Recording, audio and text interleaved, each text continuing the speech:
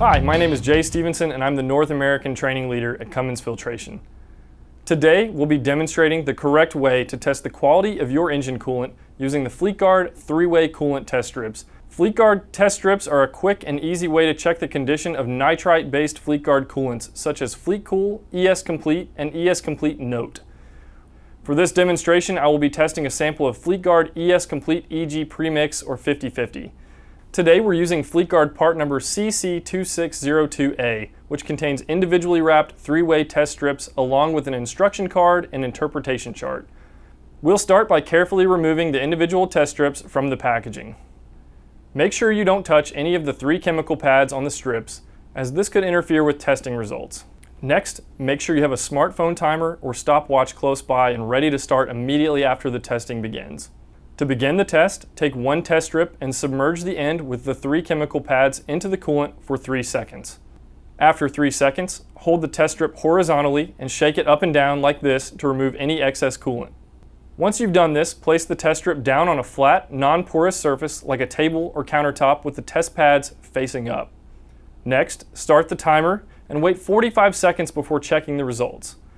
After 45 seconds passes, we'll examine the results using the interpretation card.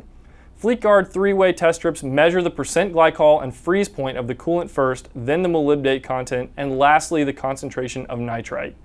The results of the nitrite and molybdate readings will then be combined to provide the estimated SCA, or supplemental coolant additives, units per gallon remaining in the coolant.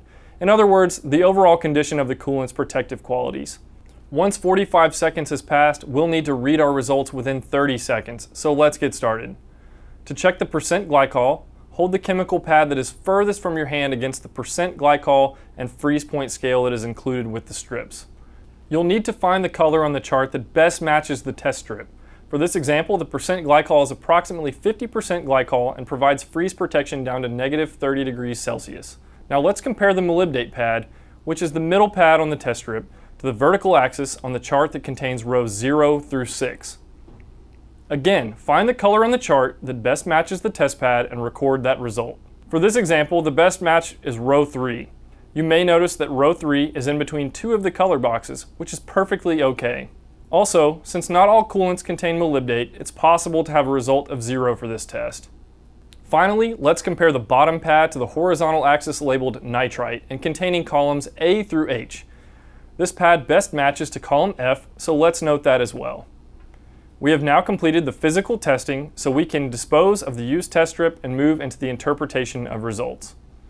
The percent glycol chart is the most self-explanatory scale on the card, and as you've probably guessed, this scale provides an estimation of the percent glycol in the coolant, as well as the associated freeze point protection provided by the coolant. Now let's go back to the molybdate and nitrite results we wrote down during testing.